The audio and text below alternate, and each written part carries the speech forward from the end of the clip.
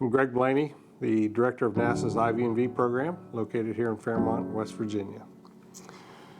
I want to talk about what I remember the day in 1986 when Challenger's tragedy took place. I was a TDRS, which is the Tracking Data Relay Satellite System, scheduler, meaning I scheduled TDRS services for orbiting satellites. We had the shuttle launch that day, and on launch day, things were very busy. The scheduler, the flight dynamics people, the network people, everything changed when a shuttle launched. We had, if it delayed a second or 5 seconds or an hour, we had to move our schedules, we had to move everything. But on this day, what I remember is when it launched, I was very busy on my console, had my screens up, the big screens were up on the wall, and there was a man from JPL sitting beside me smoking a pipe. So you know how long ago that was when you were allowed to smoke a pipe in the control center. But he made a statement, he said, "There go the solid rocket boosters." But my internal clock said, well, it's not time yet. We just launched. They shouldn't be separating yet. So I looked up and I saw the smoke, I saw the explosion, and the whole control center went quiet. You could have heard a pin drop. We just sat there. Typically, we were monitoring 6 or 7 circuits in our ear on the headsets. They went pretty quiet just for a few seconds. And then we started hearing the chatter. We have a problem. We've had an explosion. We've had this or that.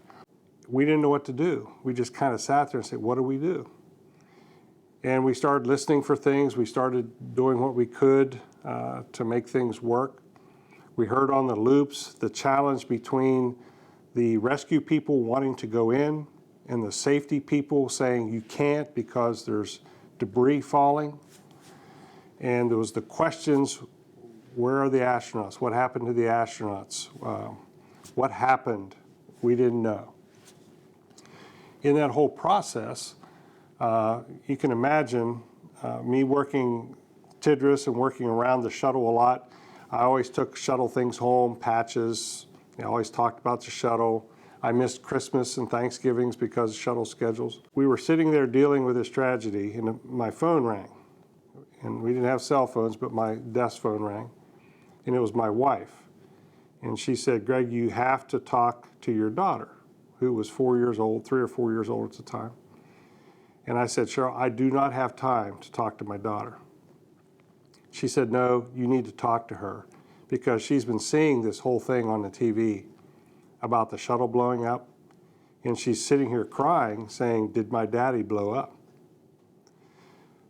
Thinking that just because I worked the shuttle, I was on the shuttle and that I'd blown up.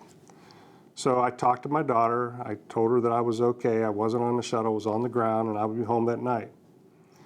But that hit me so hard that my daughter, thinking that I blew up, what were these other families going through at this time?